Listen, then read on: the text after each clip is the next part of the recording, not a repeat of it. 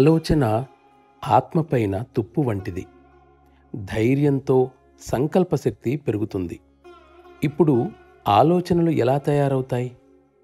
మొదట స్పందనలు ఉంటాయి. ఈ స్పందనలు మనసును తాకినప్పుడు ఆలోచనలు తయారై పైకి వస్తాయి.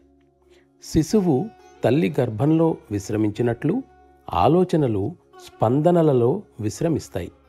స్పందనలు ధ్వనిలేని శబ్దం వంటివి. ప్రకటించబడిన ఆలోచనలు వ్యాప్తి చెందటం మొదలుపెట్టి వాటికి తగిన వాతావరణాన్ని సృష్టించుకుంటాయి. ఒకవేళ ఎవరైనా వాటిని ఆపడం లేదా వాటి వ్యాప్తిని ఆపడం చేస్తే మనస్సు కలవరం చెందుతుంది. అందుచేత ఆలోచనలు వాతావరణానికి తల్లి వంటివి.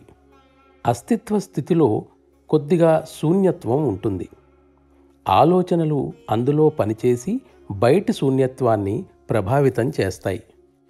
ఈ బయటి శూన్యత్వం భూమికి పైన వేల కొలది మైళ్ళ అవతల ఉంటుంది. కానీ ఇది మన వాతావరణానికి చేరి ఉంటుంది.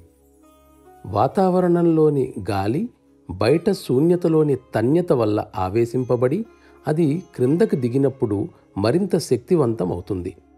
దానివల్ల పరిసరాలు ప్రభావితం అవుతాయి. మన సహజ మార్గ పద్ధతిలో అభ్యాసీ శరీరమంతా శూన్యత్వంతో నింపబడుతుంది. అది లోపల మొత్తం వ్యాపించి తన్యత అంతా ఖర్చు చేయబడి బయట శూన్యతకు ఇంక ఏమీ మిగలదు. ప్రతి పని ఆలోచనతోనే మొదలవుతుంది.